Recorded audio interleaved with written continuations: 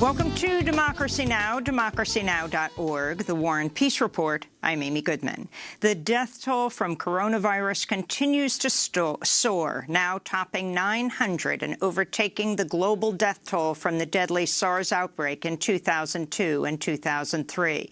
In Wuhan, the epicenter of the disease, the first death of a U.S. citizen was recorded last week. 60 new cases were identified on a cruise ship docked in Yokohama, Japan, bringing the total number of confirmed cases to 135 on the ship alone.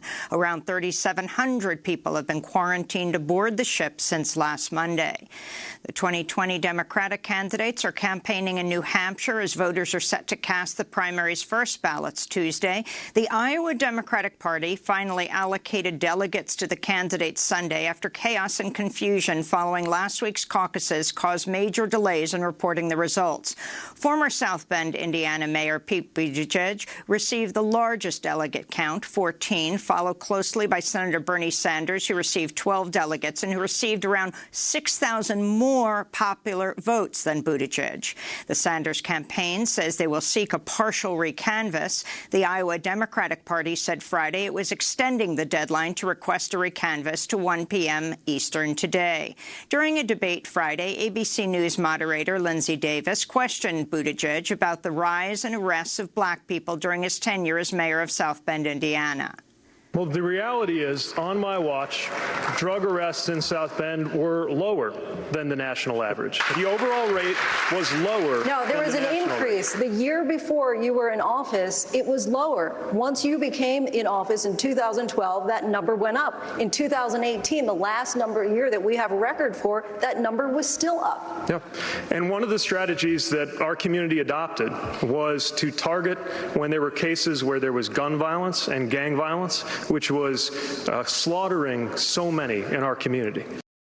MSNBC host Chris Matthews is being ridiculed on social media after he lashed out at Senator Sanders during a panel following the debate, evoking Cuban leader Fidel Castro and suggesting the Democratic Socialist candidate Sanders might support public executions. I remember the Cold War. I have an attitude towards Castro. I believe if Castro and the Reds had won the Cold War, there would have been executions in Central Park, and I might have been one of the ones getting executed. And certain other people would be there cheering, okay? So I have a problem with people who took the other side. I don't know who Bernie supports over these years. I don't know what he means by social. President Trump is set to unveil his 2021 budget request today. The nearly $5 trillion budget would increase military spending while cutting Medicare and Medicaid. It seeks $2 billion for construction of Trump's border wall and slashes EPA spending by 26%. Axios is reporting Trump will also request nearly $50 billion for nuclear weapons programs. Experts and Democratic lawmakers warn increasing the nuclear stockpile will increase the likelihood of nuclear war and defy international agreements. The U.S. military said 2 U.S. soldiers were killed and another injured in Afghanistan's Nangarhar province Saturday after a gunman opened fire on the soldiers. An Afghan soldier was also killed in the attack. This comes as the U.S. and the Taliban are in the midst of ongoing peace negotiations. The last round of talks between the two parties was killed off by President Trump last September after a car bomb killed a U.S. soldier. President Trump fired 2 key witnesses from the House impeachment proceedings Friday. The National Security Council's Lieutenant Colonel Alexander Vindman and U.S. Ambassador to the European Union Gordon Sondland. A Trump advisor said the move was intended to send a message to anyone considering opposing Trump. Residents of the northeastern Thai city of Nakhon Ratchasima are grieving after Thailand suffered its worst mass shooting Saturday. A soldier killed at least 29 people and injured scores more during a 16-hour rampage. The gunman began his shooting spree in a military base before taking to the streets and attacking shoppers at a mall. He was eventually shot and killed after a shootout with Thai forces. The shooter posted videos of the attack on Facebook Live. The videos and his account were later removed.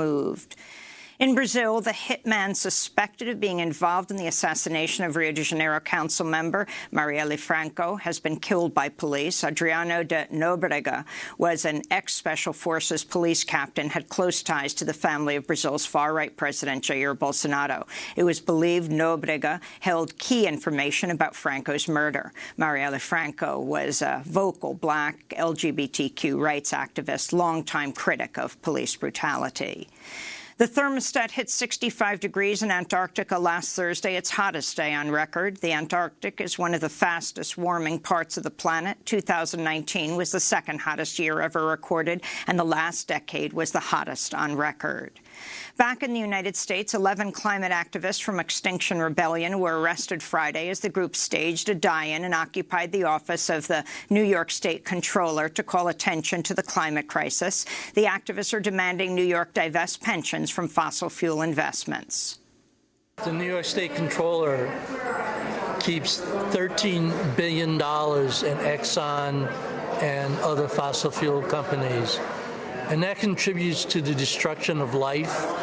The protest took place in the capital of New York, Albany. Georgetown University has become the latest college to announce it'll divest from fossil fuels. The move came after lengthy campaigning from the student group Georgetown University Fossil Free, and has sparked calls for other universities to follow suit. Labor rights activists celebrated the House passage of a new bill Thursday they say is a major step forward in ensuring workers' rights and promoting a more sustainable economy. The Protecting the Right to Organize Act, or PRO Act, would strengthen unions' bargaining power and defend the right to strike, penalize companies that go after workers who organize, and weaken so-called right-to-work laws that allow workers to opt out of paying dues to unions. The bill is expected to face stiff resistance in the Republican-controlled Senate.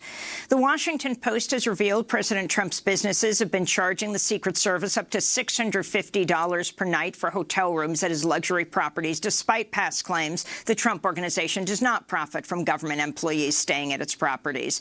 Meanwhile, a federal appeals court dismissed a lawsuit by Friday that accused Donald Trump of violating the emoluments clause of the Constitution through his businesses. The lawsuit alleges foreign governments and other entities patronized the Trump International Hotel in Washington, D.C. in order to curry favor with the president, putting other businesses at a disadvantage.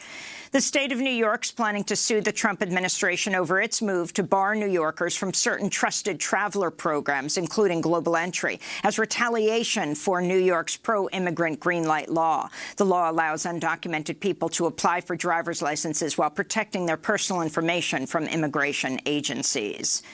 The former CEO of an investment firm was sentenced to 9 months in prison for bribing his children's way into elite universities. It's the longest sentence yet of any parent involved in the college admissions scandal known as Operation Varsity Blues.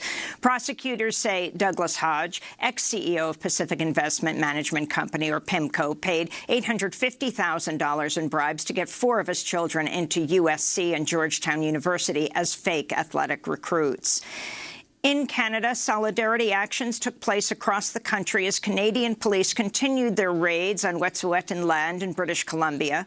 Indigenous land defenders are fighting the construction of TransCanada's 400-mile-long, $4.7 billion Coastal GasLink pipeline. At least 21 people have been arrested since the raid started Thursday. This is a land defender confronting armed police officers. We are here for humanity, for life. We are unarmed.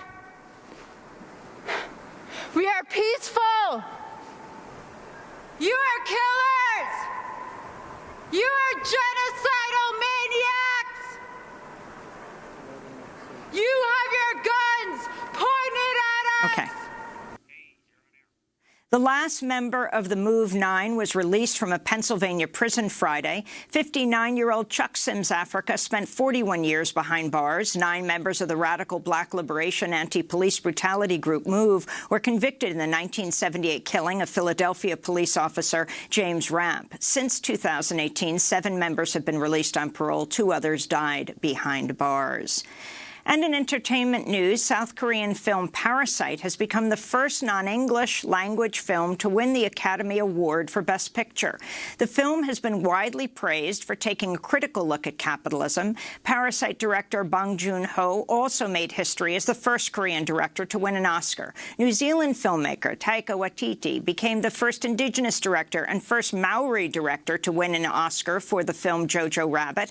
Hosts and artists called out the lack of diversity in the year's nominations. This is Steve Martin and Chris Rock delivering the opening monologue. So many great directors nominated this year. I don't know, Chris. I thought there was something missing from the list this year. Vaginas? Yeah. No. Cynthia Erivo is here tonight. Cynthia did such a great job in Harriet hiding black people that the Academy got her to hide all the black nominees. Is Eddie Murphy under this stage? Eddie, I loved you in Dolomite.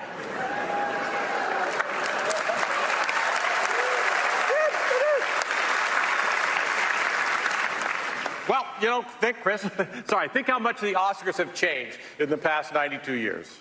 Yeah, they changed a lot, Steve. Yeah, they have. You know, and back in 1929, there were no black acting nominees. No. And now in 2020, we got one. Singer and actor Janelle Monáe took to the stage as the opening musical act of the night.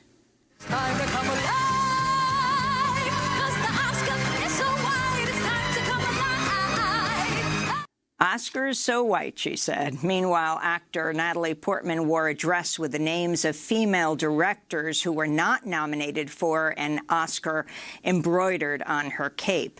The Academy remains 68% male, 84% white. Other winners of the night include African-American filmmaker Matthew Cherry for the animated short Hair Love, which celebrates natural hair, and American Factory took home Best Documentary. And those are some of the headlines. This is Democracy Now!, democracynow.org, The War and Peace Report. I'm Amy Goodman.